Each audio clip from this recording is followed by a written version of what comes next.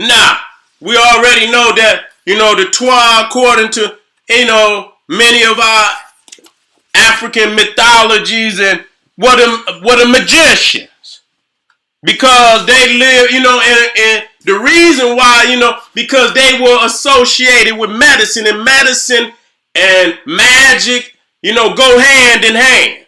They could heal you, you know what I'm saying? And because the Ptah lived in the area of the Great Lakes region and around the Congo, we already know that the Congo is the second largest rainforest in the world behind the Amazon. And within the Congo, you find over 10,000, types of plants, and only could be found in the Congo for medicine, for healing, herbs and food, and so on. And so, these were the early physicians, the Ptah, even understanding how to give birth, because when you look at what they call the Mamizi in ancient Egypt, you see that's the birthing house, and you will see Bes was the deity of birth. And it was actually, when we talk about a cesarean section where you cut the stomach, it was actually the Ptah that taught these Caucasoids that surgery. You see what I'm saying? It was the Ptah that taught them Caucasoids that surgery. And I know it for a fact. I could get the documentation. They gonna lie, but that's where they got it from. You see what I'm saying? And they, the Ptah was here when it was, they had the stellar calendar. No, they had 3 calendars. They got the stellar calendar, they had the lunar calendar, and they got the solar calendar. So you understand that our African ancestors have mapped the stars. That's why you see the Ptah all around the planet Earth. There's nowhere you could go and not find the Ptah in the earliest legends of any continent. I don't give a fuck which one it is. All the way to Japan. I brought that up in one of my other videos, and I'll bring it up again. They'll tell you the truth. The Ainu was there before the Japanese people of today. The Ainu was in the mountains when they came, but the Ainu speak of the little Ptah that was there before they ass got there. You see what I'm saying? So you see to the right, that's Ptah. They never show you that. They never show you Ptah as the Ptah. And so you see Bes right there with the leopard skin on, showing that he's a priest. They always talking about, the Ptah and the little, they call them pygmies, derogatory, was in Egypt as entertainment for the African, the Egyptians, and they just show them dance, even though they were people of great merriment. Well, they like merriment, and that's good. That's how our people's is, but they still were the master of the stars. They were still the master of medicine. They were still masters of all type of medical, information that been passed down through the ages come from them.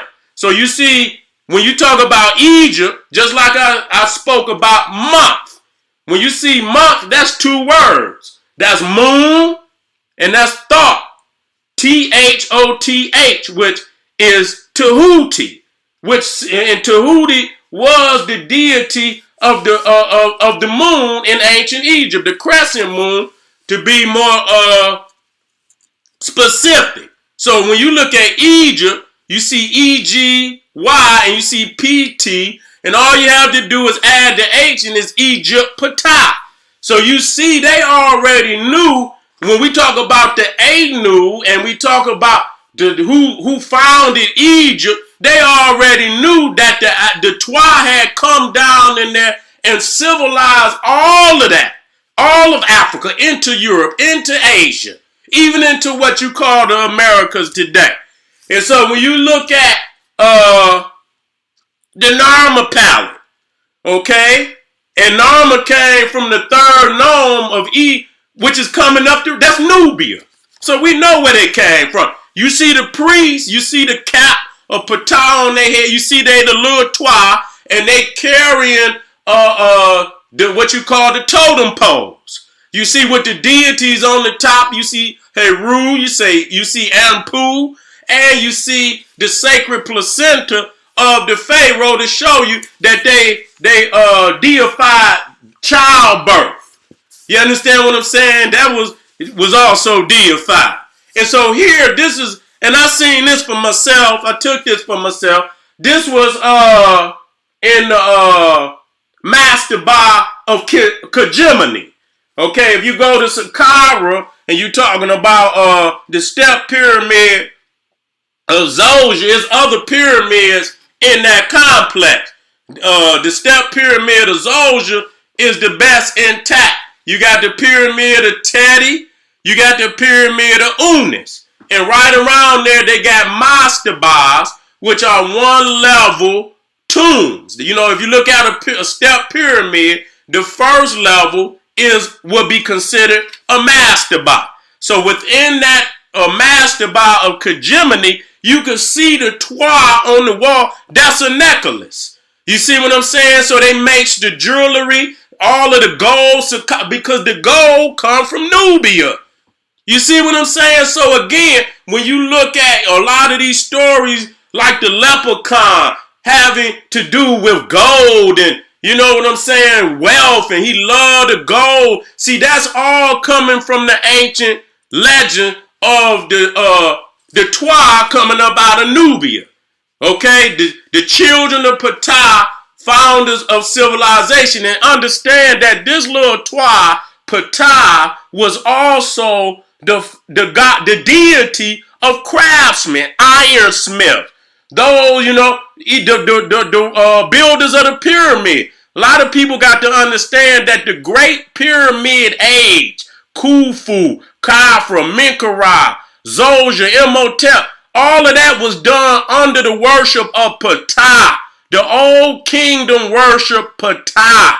Okay, a lot of people don't understand it. Yeah, Ra and Amun-Ra and all of them became more dominant going towards the new kingdom. But when the old kingdom in Egypt opened up, Ptah was the supreme deity.